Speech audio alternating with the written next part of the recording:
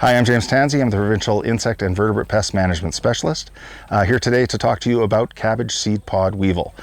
This is an animal that's near and dear to my heart. It's the animal I did my dock work on, and is an important economic pest of canola.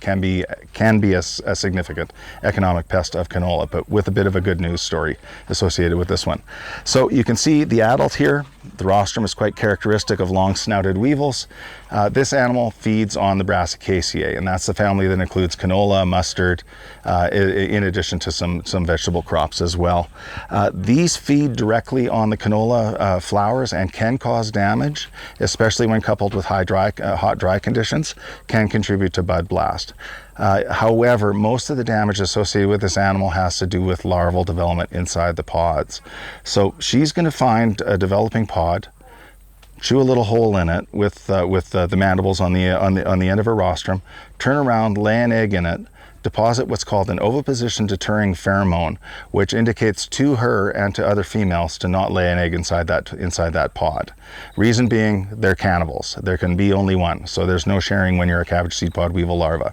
That egg will be deposited in there, will develop and feed on the developing seeds, so you get direct consumption of the seeds by the larva. In addition to that, that entry hole and the exit hole, when that larva finishes development, the larva will chew its way out of the pod, fall to the ground to pupate in the soil. So you got a couple of holes in that pod that are possible avenues of entry for disease.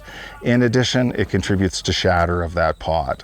So there can be significant economic costs associated with high numbers of cabbage seedpod weevil.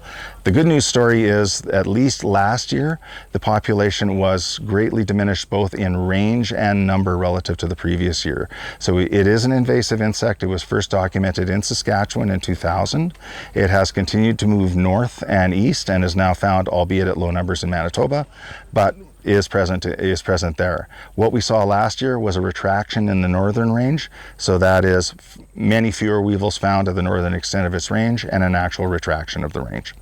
So with that bit of a good news story, we continue to monitor for this and contribute to a provincial survey of cabbage seedpod weevil, and we will post the results of that survey as soon as we have the data processed.